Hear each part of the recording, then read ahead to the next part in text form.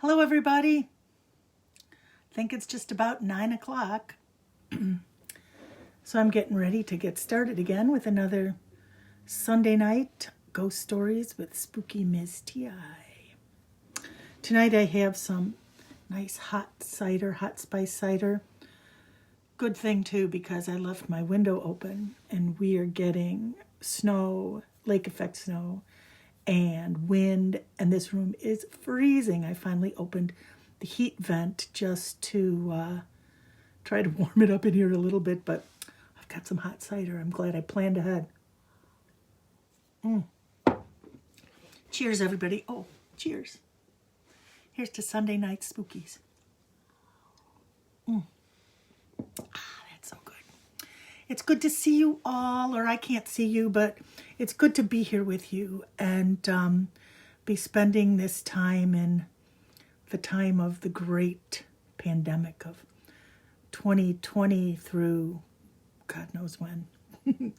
But for now, we're here, and by the good graces of the Facebooks and the interwebs, we get to be sort of together even though we're kind of far apart. I'm going to move this over, so there we go.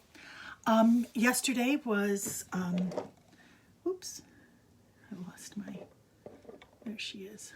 I lost my Hittite goddess, fell over. Oh, that's not a good sign. I bumped the table. Yesterday, as you all know, or if you're watching this on Sunday, was Halloween or Samhain, the new year in the Celtic pagan calendar.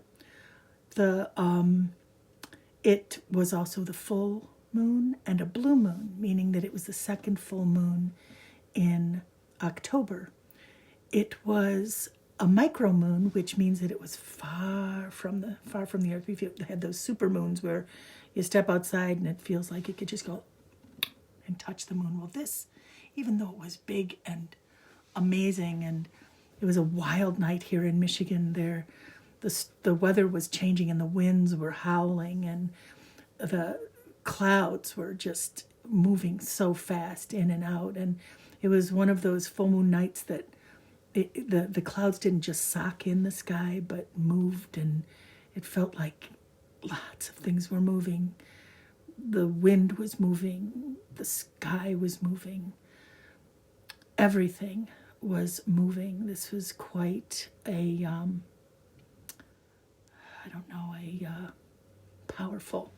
powerful moon last night.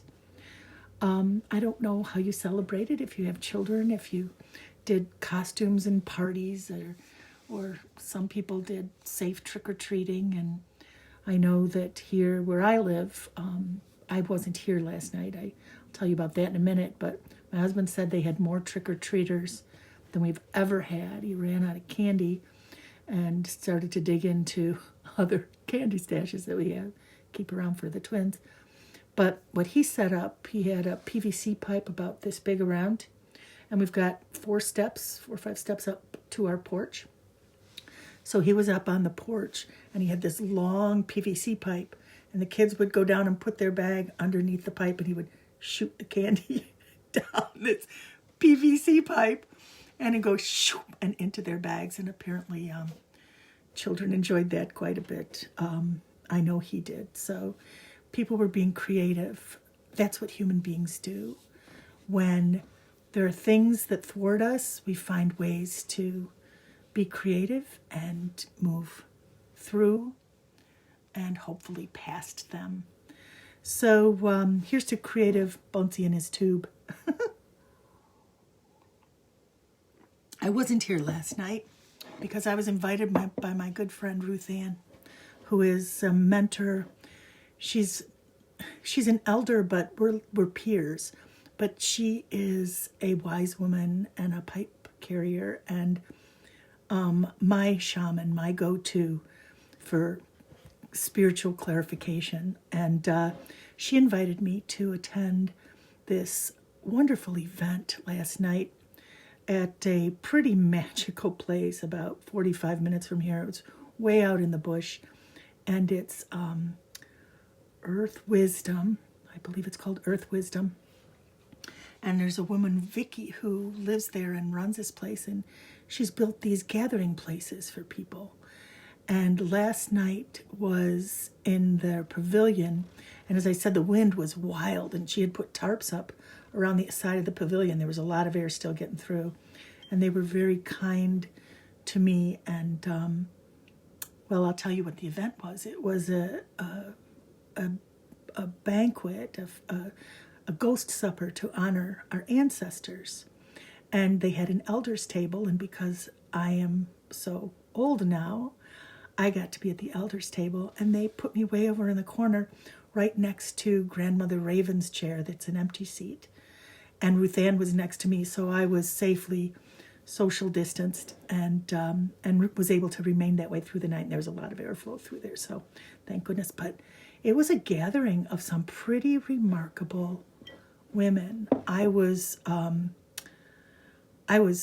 very much just, I don't know if impressed is the word, but I felt very welcome and very much very comfortable. It felt like my tribe in many ways. And I thank all of the women who were there, and Vicky especially, for hosting that. One of the things that the evening opened up early, we got there early, and at 4 o'clock things began with what I call a party medium. And this is not a derogatory term, but a party medium is my own expression. But it's someone who has the ability to connect with ghosts, with spirits, and is hired to come into a room, and the attendees come and ask about which past ancestor they would like to connect with. And then the medium would try to connect with that person and give some information that the attendee is seeking. And one of the ways that she did this was that people brought photographs of their ancestors on the other side, or one of the other sides, and put them on a table. Some had names and things with them, but just it was like this altar to honor the ancestors. I did not bring a photograph. I wasn't sure. I wasn't sure, first of all, how it would go. I've never participated in an event with a party medium, but I have never had difficulty just connecting myself with my ancestors. Oh, but one. So I didn't bring a picture, but I did wear the cape coat that I inherited from my mother, that all last winter when I was recovering from my shoulder surgery, I was able to be warm and cozy. And I have to admit, I have not had it cleaned yet since I got it from my mother, and she will have passed 2 years ago tomorrow. But I just feel her in it. And it's not dirty. It doesn't have sleeves, so it doesn't get smelly, but it just, putting it around me feels like her. And I can still sense her essence on it. And it has this cozy hood that you could put up if you get cold, but I didn't. But so I kind of brought her there with me via the coat. But so with these photographs, the medium that was there used a technique, psychometry, I think it's called. It's the ability to hold an object and get an impression from an object or a photograph. And this was something that she did. So she would be able to pick up the photograph and say, okay, who is this one attached to? And then you'd give her a name, and she would be able to tell you something about that person, and then about what, and then if you had a question you wanted to ask them, you could ask them, and she would translate the impression she was getting from the person on the other side. And she went around the room and made sure to include everyone. Now, for me, what happened was as soon as she started, I have to say, I have been to, I haven't been with a party medium, but I have been to, Era took me to this convention or something where there were mediums who were in front of the room and people all sitting there, and they would, one of those shows where they would identify a person and say, is there anyone here for Gerald? I'm seeing Gerald. Is anyone here for Gerald? And as I say, when spirits come in, because let me back up a little bit. So, and this, not the Gerald part happened there, but when people sit there hoping that their ancestors will come through and connect with a medium in the room or anyone in the room, but if you're sitting there and thinking about your loved one who's passed and wanting to connect with them, from my experience, I have seen them show up a lot. And so, like, sitting in that room with at that convention thing, the person who's calling for Gerald, I was sitting, and 2 rows in front of me, there was an empty chair in front of me, and someone came and sat down there, but they put their hands on the shoulders of the person in front of them. And I realized that it wasn't a person, it was somebody else. And there was a lot of conflicting information going on. And from my take on it, they were missing the really present spirits there that were very urgently trying to get this person's attention. They may have been tired, or I don't know. I think when you do that as a show, you feel, there's a level of expectation and you have to deliver. And so I can imagine you just try to connect and find a place to do that. But the room in that convention filled with ghosts connected to people there. Not every person there, but there were probably half a dozen very present spirits there that I was sensing, but it wasn't my show, and I was not going to say anything, and I wasn't going to be, everybody has their own thing, and I wasn't even going to just be an a-hole about it and not just be open, because I don't see everything, and maybe this person was seeing things that I wasn't seeing. Although a couple of times the one sitting in front of me was turning around to me and looking at me, and I'm like, not my table. I'm not doing this here. But last night, the woman who was hired was not the only medium in the room, and neither was I. And there were several very, very sensitive, mindful people who were able to connect with others' spirits and their own. And it made for a really fascinating night. It was the energy level just ramped up, because our purpose there was to honor the ancestors and to call them in and invite them in to share this feast, this ghost supper. And part of the ritual is you prepare a spirit plate or a ghost plate, and a little bit of all the shared food goes onto that ghost plate. And then you can, traditionally it's put in the fire so that the smoke goes up into the, so it transitions from physical to, non-physical, to energy, which is when you burn something, it turns into energy, right? That's why you can feel the heat of the candles. But last night, as I said, the wind was so wild, and there's no way for an outside fire.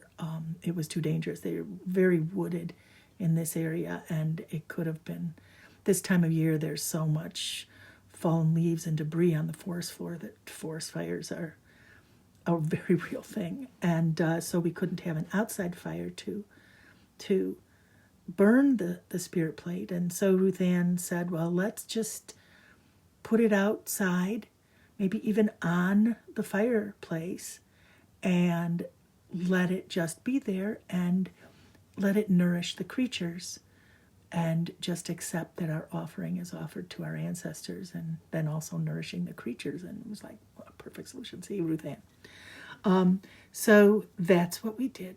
And then there was food, and there was conversation, and there was then I want to go back to the spirit medium. She talked about that psychometry, that was something she could do, and she could hold the picture and it would give her impressions. And she was pretty right on a bunch of things. Ruth Ann wanted to bring in her father and her mother, and it was really something, what she said, because she said that her father was kind of funny and he loved the ladies, and all this is true. And he told her, his message to her was, watch out what you wear to bed, because when you die, that's what you show up in the afterlife. And she just started to chuckle. But I didn't know the whole story. And then when she talked about her mother, she said, I see her baking an apple pie. She loved to bake and cook and nurture people, and she would bake apple pies. And Ruth Ann was like, she just like punched me in the arm, because we both knew that her father it passed within the past year or a year ago or so, and they just sold the family home that had been in their family for generations over on Lake Huron to a cousin. So it was still in the family, but it was out of her immediate family. And so just a few weeks ago, she went to the house to just make sure, see if there was anything, because right after he died, her siblings and she took things that they wanted to have for themselves from their parents and to pass on. And just a few weeks ago, when she was there for the last time, she wanted to find her mother's apple pie pan. And it was not just a pie pan, but it was like 4 apple pies.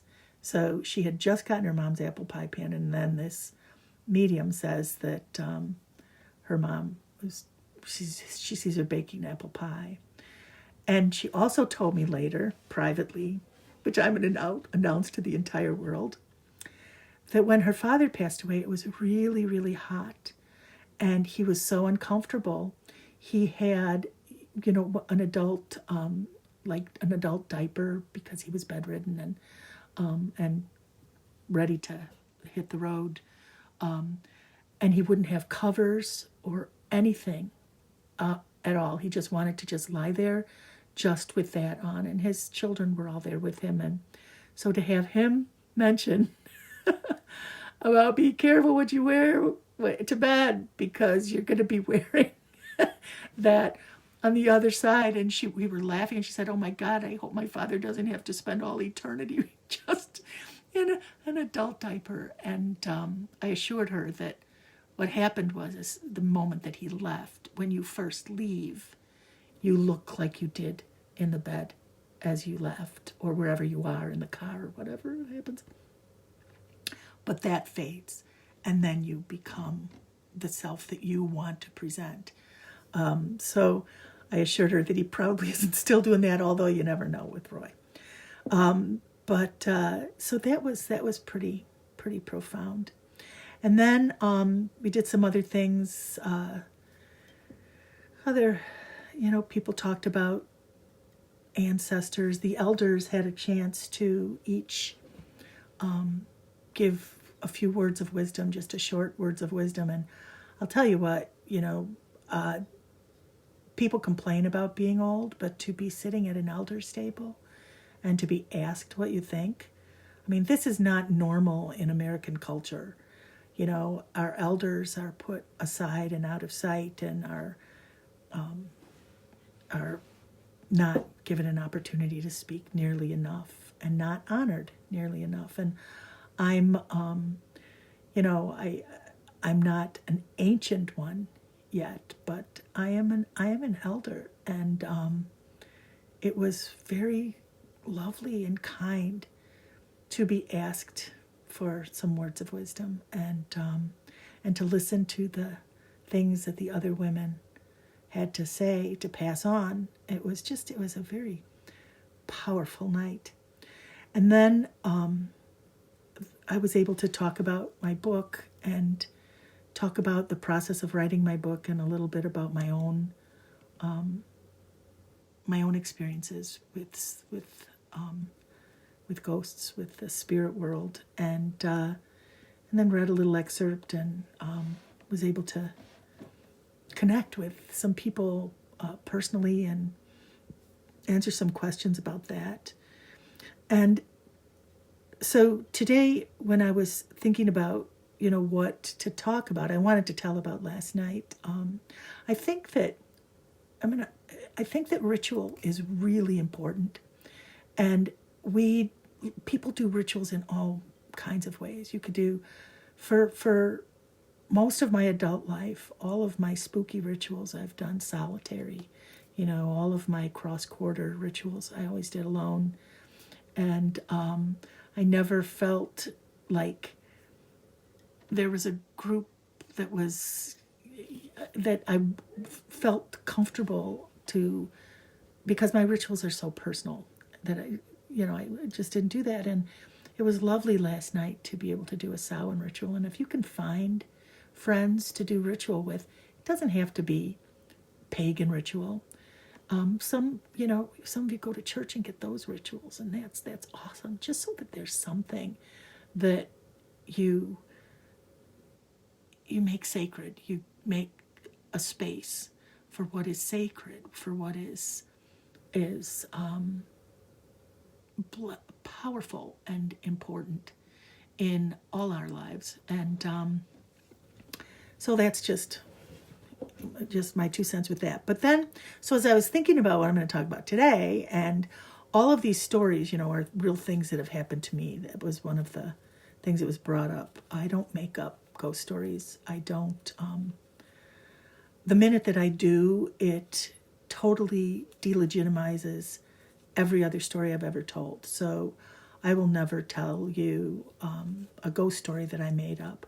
I make up other stories that I tell, children's stories and things I'll make up, but I will never make up a ghost story. Too many real things have happened to waste time doing that. So I was thinking about, this medium and how she could touch things and get impressions, and it reminded me that is something that I'm able to do as well. And when I'm in a place where I've been invited in to help with something, this is something Ezra and I spoke about today. I was talking about the, mediums for hire, party mediums, things like that, and he said that what I do is a little bit different, because I only do that sort of thing when someone asks me for help. And it could be a human person that asks me for help, and it could be a spirit that asks me for help.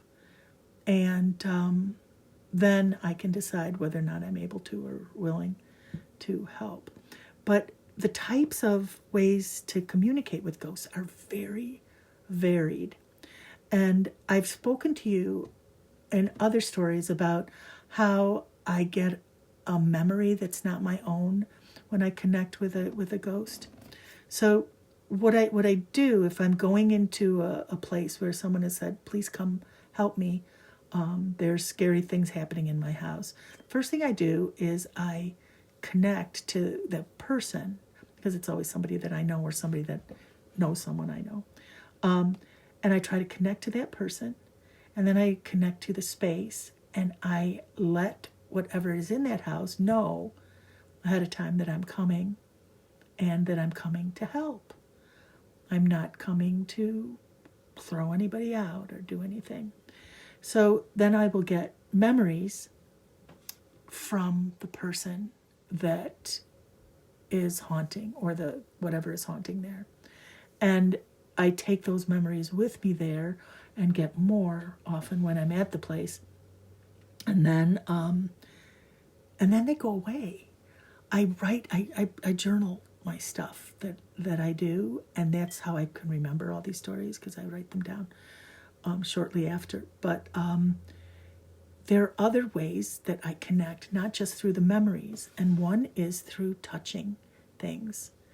And I will be in a place and it feels really energetic, and I'll just put my hand on a wall, and often there's like memories right in the wall where you can get like flashes of something just by touching the wall. I can get impressions by just touching a person and just feel. I don't read minds or anything, but if there's spirit involved, and I can, touch that person and feel how that person is connected to whatever is haunting them. I also have done, well, of course, hearing things, but I have not heard things with my ears since a long time ago. My early childhood, I would hear things. I would hear my name called, and I would hear things more. But I'll hear movement sounds, but I don't hear, ghosts don't talk to me. As a matter of fact, when I see them sometimes, they'll be going, and I don't hear what they're saying, but I have this big picture in my head, and I see them trying to move their mouth. So I don't have, what's that, clair audience or whatever, where you can hear ghosts talk to you. Although I suppose I do, because when I was getting into stuff, I heard my grandpa say, "Tia," and I, woke up suddenly. So I guess that I do a little bit, but that's not my go-to thing. Another avenue that I've used, and when I told the story about Piety Hill with Carrie, you saw the drawing that I did of the Prestons, and Mr. Preston was superimposed over Sarah, over his wife. And I've done that quite a bit, where I do this, like, it's automatic drawing. It's very weird. It's like scribbling that actually turns into somebody. And it's not, but it's like child scribbling. It's like scratchy, just, and my hand just moves really fast, and I just scribble. And I'm sort of looking at it, but I am not directing. I'm not eye-hand coordination. I'm hand-eye observation is what's going on. And I will draw pictures of the people that are in places. One time that I did this without knowing I could do it, this was, I think, maybe the first time that this happened. My son Zach lived at the 5 Mile Farm out in Luther, and with Amy, Jo, and Douglas. Oh, that's so tasty. And Jess, it's getting cold though. And Layla was a little girl. And they built a dwelling out there. It was a multi-family farm. But they all shared the kitchen and the bathroom. And then Zach and Jess and Layla had the back half of a barn. It was a new built barn. And they had this really nice dwelling space there, but it didn't have kitchen or plumbing. And so when we would go out and visit, we'd sit in the kitchen, and it had this big farm kitchen. I mean, the biggest room in the house was the kitchen. And she had, Amy Jo had this long, like butcher top table that she got, actually, I think, from a butcher or something. This huge table that had benches and stools, maybe benches and stools all around it. And it was a high table. So you'd sit on a stool and the table was up high. And I would sit at the end of that table with Layla, and we would draw pictures. And she would draw in color, and I would just sit and, one of the games that we played is where she would draw a little something and then pass it to me, and I would add something and then pass it to her. And this is when she's real little, like 4 or 5 years old, and just so it was like a passed back shared drawing. And so this one time, and we were there for a dinner, and so we had the paper and pencils out, and Layla went off to go play or do something. And so I was sitting there with this blank paper in front of me and a pencil, drawing pencil. And I was talking with the people in the kitchen as food was being prepared, and there were all kinds of folks all around, and I started to just get this feeling like there was somebody behind me, but it wasn't a living person behind me, but I was sensing a spirit moving in. And I always, from the first time I went in that place, I knew that there was somebody else living there or dwelling there. I suppose you can't say living if you're not living anymore, but dwelling there that remained in that place. But it wasn't anything scary. It wasn't anything that bothered anybody ever.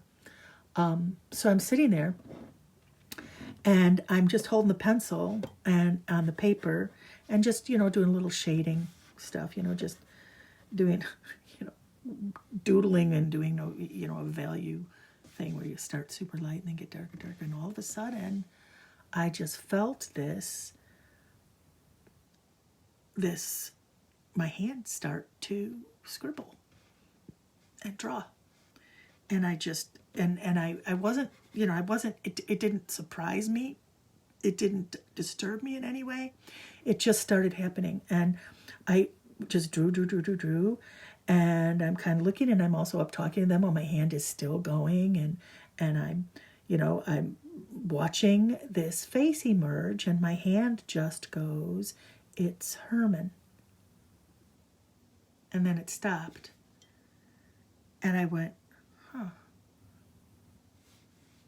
And so I said, "Amy Jo, who's Herman?" And she said, "Oh, that's the guy who built this place, who used to live here.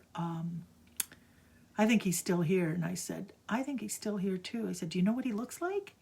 And she said, "Yeah, there's a picture of him in the museum." And I said, "Well, come here. Does he look like this?" And she looked down at it, and she looked at me, and she looked down at it, and she looked at me, and she looked down at it, and she said, "That's Herman." And I said, "Yeah, I thought so." And he also gave me his name. So it was like a scribble snapshot of this person who was there. There was a front bedroom in that place. Once I connected to Herman, it turns out Herman was a grandfather or great-grandfather of, I don't know if any of you know Drew Nelson, singer, songwriter, old friend, and that was his relative, which is really crazy. And then we meet and he doesn't live around here. He's like Grand Rapids area, but what a crazy, he came up for a Halloween party or something, and we gave him the address, and he's like, "This is where my grandpa lived." It's crazy. But anyway, it was Herman, and Herman showed me his picture, and I drew it. So there was a upstairs bedroom, and that was like a loft bedroom, and that's where Amy Jo and Douglas stayed. And then there was another small bedroom right off the kitchen, and that was Liam, who was their son, who's a few years older than Layla. And then there was a small parlor, and off of the parlor there was another bedroom, and that was like a guest bedroom. And when Zach and Jess first moved out there, they lived in a tent down the hill in a little holler just down the hill, and while they were building their place. But there were times when they ended up staying in the house, and they stayed in that front bedroom. And Zach always told me he could never sleep in that front bedroom, that it was really uncomfortable, and it was really, it just kept bothering him. Something about it really bothered him. He didn't like to be in that room at all. And so at some point, I'm not sure who it was, if it was Zach or Amy Jo, I think it might have been Amy Jo, who asked me if I could figure out, because they'd had other guests that were uncomfortable in that room. So she asked me if I could figure out what went on in that room. And so it had a double bed, an old double bed with a quilt on it. And I went and sat in on that bed by myself.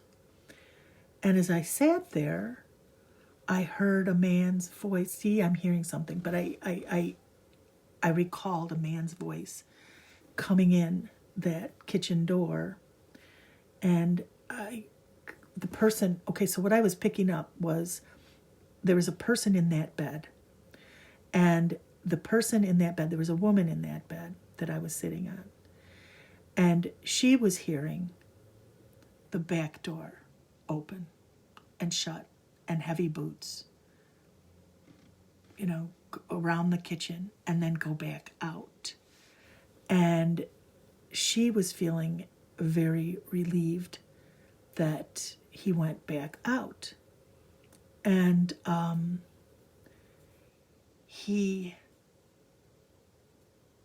and then the impression that she gave me was that she was down the hill where Zach where the camp was and where other people would stay. They ended up with a yurt back there.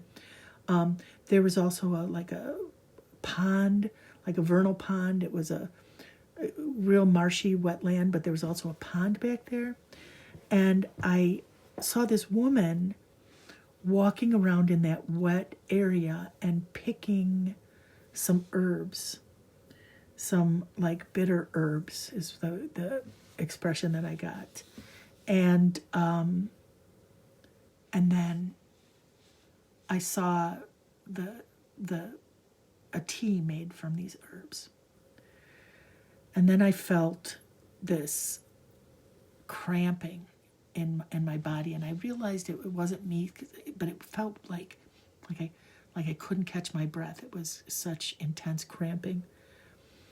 And I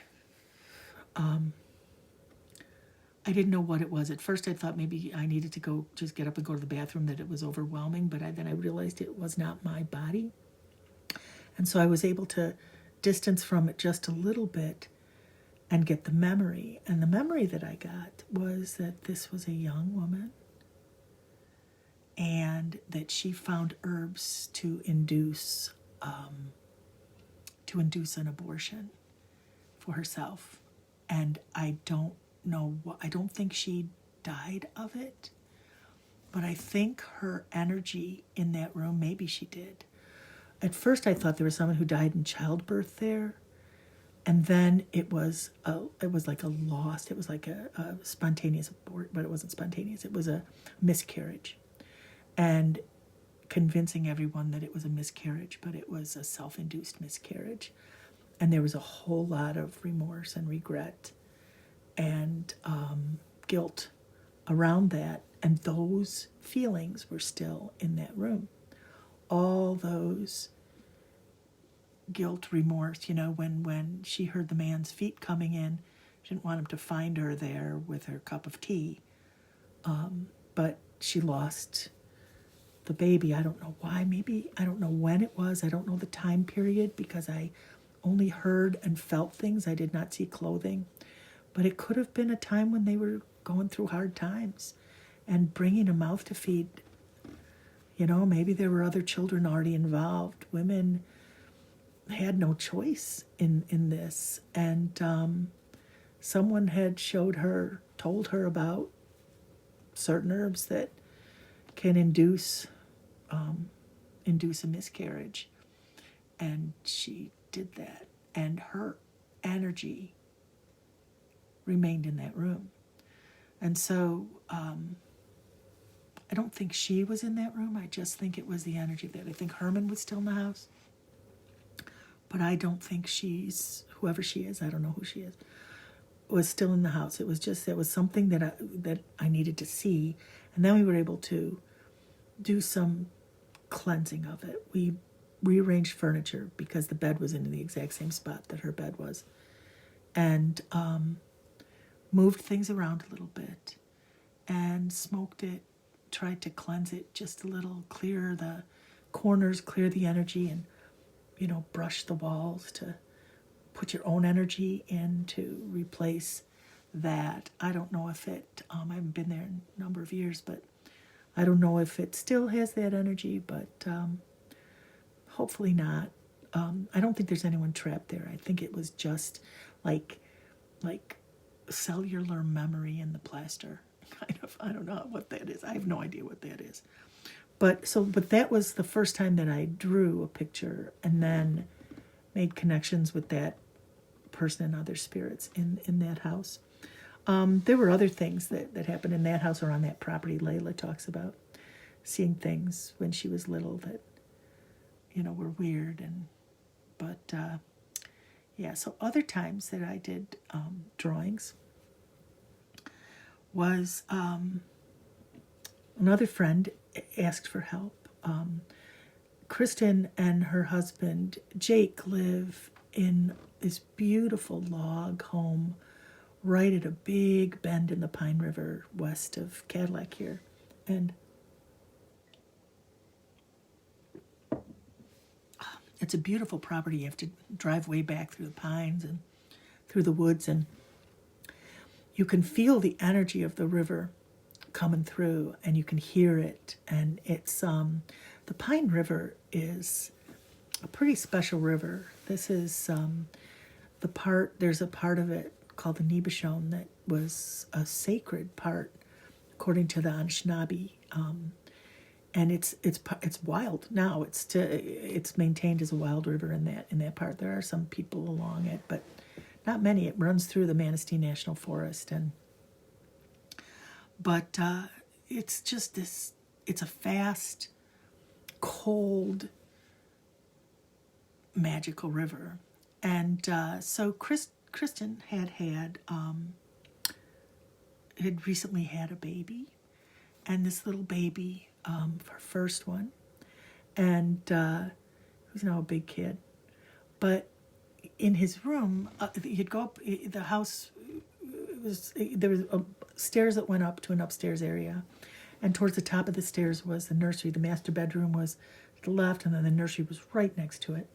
And he had a crib in there, and really, it was a great, nice place. But she was very concerned because there were times when she would be entering that room and see someone standing at like the foot of the crib that as soon as she made full eye contact would disappear. And she just was very aware that there was a presence in that room that was hanging out with her baby, and she just wanted to make sure that it wasn't something that was going to be bad. Apparently there was also something going on outside, or maybe I picked that up, I don't know. So I made arrangements to go out and visit. It was wonderful, and we sat at the table and had a cup of tea and talked about things. And while we were talking about things, I felt her grandmother, even before going upstairs and checking out the place, the bedroom. But I was like, and I asked her, I said, because her grandmother looked like her or behaved like her. She had the same kind of mannerisms. And so she said that she did, and she knew which grandmother it was. And I said, I'm just feeling that that's who's here, that there's others here. And I brought my sketch pad this time. I don't always do that, but I just felt to bring it. And sure enough, so we were sitting there. I don't know if it was up in the bedroom. I can't remember where it was. Maybe it was still downstairs. I just started drawing again. And as I say, it's not eye-hand coordination. It's hand-eye observation. So I'm just, and it's really fast. I mean, it's like, it goes really fast. And I draw this picture of a woman. And I look upstairs and I say, she is here to keep an eye on the baby. And she is enjoying her great-grandchild and the fact that you are a mother. And she was telling me to tell her what a good mother she was, but that she wouldn't have to worry about anything because she would be there to make sure that everything was fine. And she also said things about, like, make sure she could get sleep, so I'm guessing that if he started to stir, she was probably soothing him. Babies see spirits and don't see them as terrifying, unnatural things. They're just, oh, there's somebody there patting my bottom to help me get back to sleep, and could be your dead great-great-grandmother doing that. So I drew her grandmother, and then I started drawing someone else, and I had no idea who this was.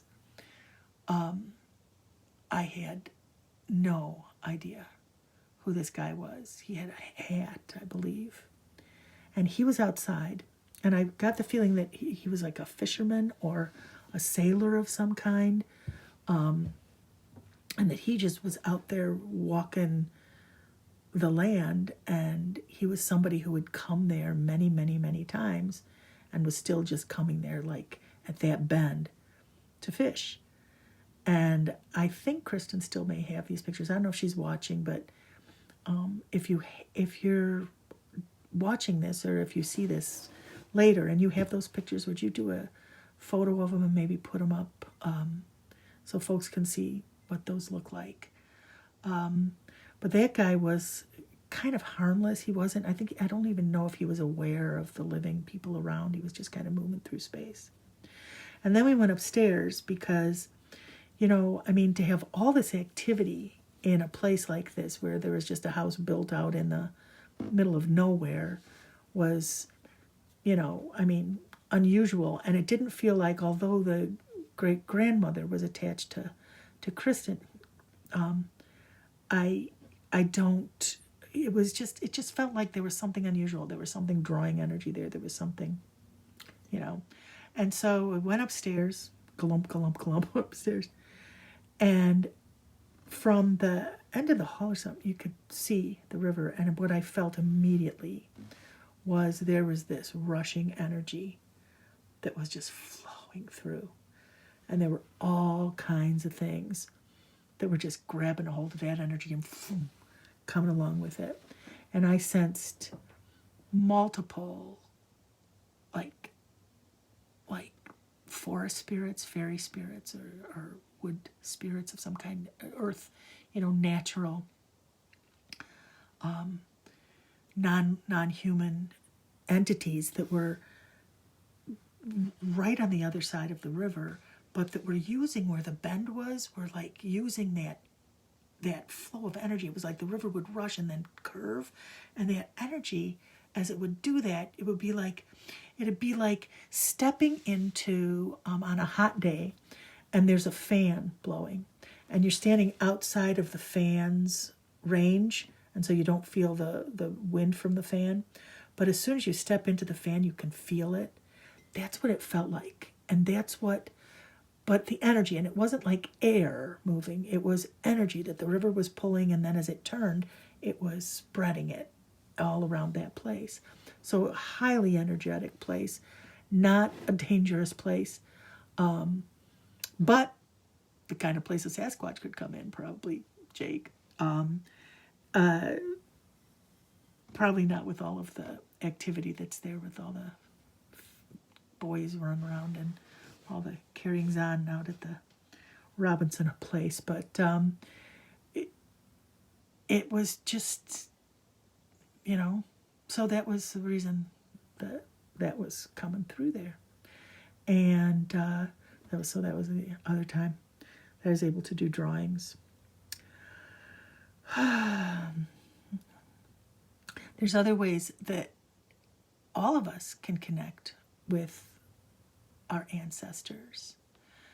And, we all have memories of our ones who've passed, the ones that we've loved who've passed. And those memories are physically in our brains. There is no magic about memories. Memory is a physical process, and the scientists will tell you that. But what those memories can also do is help connect you to them in ways that go beyond just what the memory is. And this often can happen in dreams. And dreams are, sometimes it's just our brain going and firing, but it's a place where we're very susceptible to suggestion. What does a hypnotist do? They put you to sleep, put you in a dream state, so to speak. In native medicine, where they do psychomedicines, they put you in a dream state to open up your ability to connect with other things. And this is a place you can also connect with your ancestors, your relatives. And in that way, your own unfinished business, if there's something that was left unsaid, something that you wanted to say but couldn't, you still can. You still can. And so the way that you do that is, as you're going to sleep, conjure your memory of that person and tell them, I've got something to tell you. I've got something I want you to know, and think about what you want them to know. And you may remember a dream about them, but even if you don't, you can talk right out to them. Because as I said in the beginning, when all those people in the room last night started thinking about their ancestors, I saw them come in. Not all of them, but I saw some enter that space. And they didn't know that. They were waiting for the medium to make that connection. But they were already there.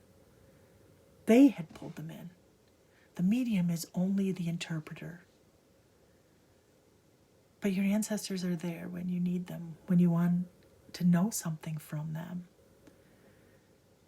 And they can tell you. They will be able to find a way to let you know. Ask. You don't always get answers, but over time, maybe you do. Maybe you do, and if not, there are those who can help you interpret that. But you can always say what you left unsaid. A little over a week ago, when my old friend Jan passed away, she had a long, hard struggle to finally let go of her body. But before that, I went and saw her a couple of times in her last couple of weeks, and her kids said to me that she was asking for me, that there was something that she needed to tell me. And she was very urgent about it. She wanted to tell me something or to ask me something. They weren't sure, but she wanted to talk to me. And when I went there, the first time, she was in so much pain that she was taking, morphine and pain drugs in the end. And it was, that's what to do. Let me just say, don't anybody tough it out because you got to talk to somebody. But so when I visited her, the first time, I got to spend, a couple of hours with pretty much just us most of the time, just holding her hand and looking in her eyes. And she was trying to tell me something, and then she would close her eyes, and she was confused, and her body was not letting her tell me what she wanted to tell me. And she was getting really frustrated, and her eyes filled with tears, and she said, "Don't give up." And I said, "I won't give up. I'll keep listening to you. I'll keep listening for you." And I told her,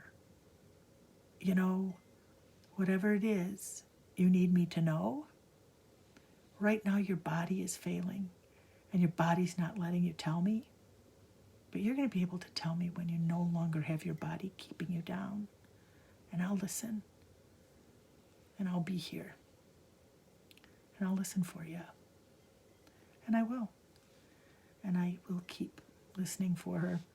and for all those who ask for that. Not every night, not when I need to rest, but yeah, that's kind of what I do.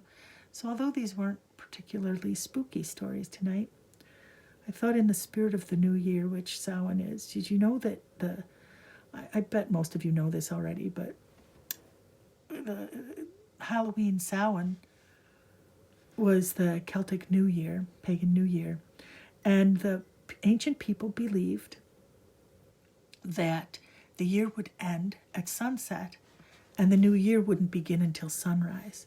And so the time between sunset and sunrise was time without time. And so it was time without a year. It was not designated as a year. So it was a time that the people who had died could come through, that the veil was so thin because it wasn't 2020, it wasn't 2021, it was time without a year. And so all bets were off, and people from the past could show up, and all of the little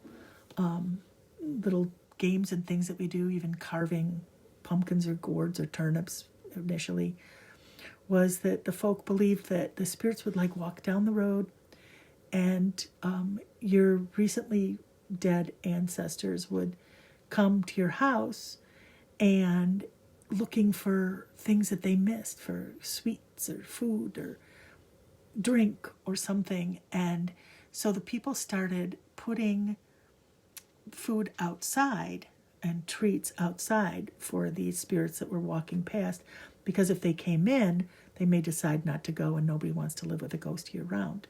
But for a few hours once a year, you'd put a little thing out so that they could have their feast outside of your house. And you would also, those little carved turnips or, vegetables, things with a little candle inside with a face on it that they'd put in the window, was to, if there was an evil spirit coming by or a devil coming by looking for a house to inhabit, they would look and see one was already living at your house, and so they'd keep walking. So we put out jack-o'-lanterns and we trick-or-treat, and our traditions are all wound together in so many ways. Okay, that's all I have for tonight. I am hoping that, well, I won't tell you what next week is, but I'm hoping I'm going to have something special next week. If not, it'll be the week after. And I won't be so philosophical next time. We'll just do some stories of things that have happened. I suppose there were a few in this, but mostly it was talking about how you do it.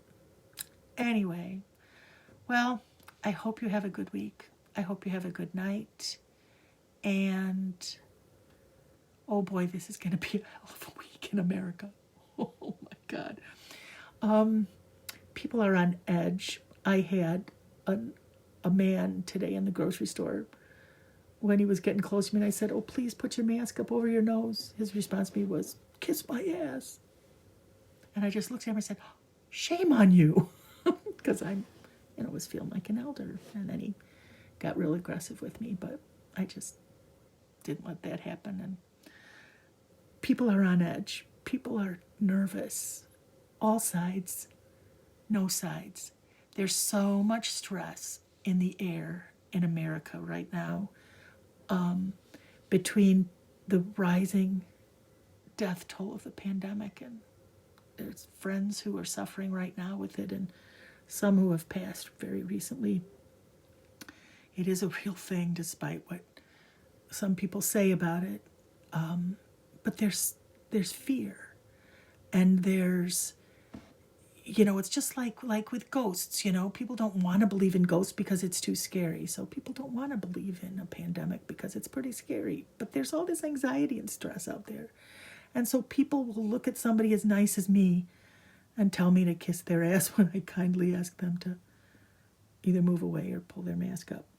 So let it go and just try to be kind. When we get mad back, or when we get aggressive back, it just puts more anger and aggression out there. I did say shame on you to him and repeated it a few times, but I didn't get aggressive. I tried to stay Because what we put out there goes there. And when there's anger and there's fear out there, the only way to deal with that is love and kindness. So be kind, be loving, be kind to yourself. Don't obsess by checking the news every 3 minutes. Let it be. Make sure you vote, and then let it be. I'll see you next week in whatever kind of world it turns out to be in a week. But take care. Good night.